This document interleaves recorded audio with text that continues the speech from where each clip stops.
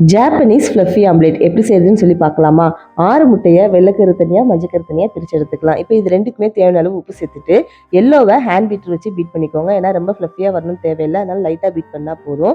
White வந்து ஃப்ளஃபியாக வரணும். Electric Peter வச்சு பீட் பண்ணிக்கோங்க. அப்போ தான் வந்து இது நல்லா ஃப்ளஃபியாக கிடைக்கும்.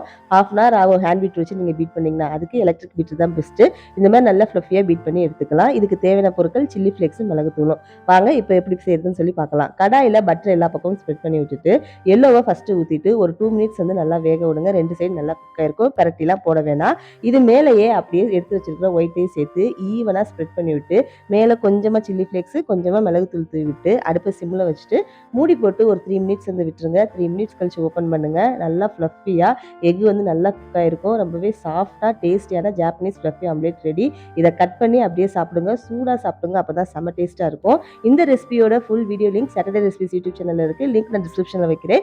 லிங்க் கிளிக் பண்ணி வீடியோ பார்த்துட்டு ரெசிபி ட்ரை பண்ணுங்க. Saturday recipes YouTube channel subscribe பண்ணாங்க, சப்ஸ்கிரைப் பண்ணிக்கோங்க. Instagram page Saturday recipes follow பண்ணிக்கோங்க. Until bye from Shobana.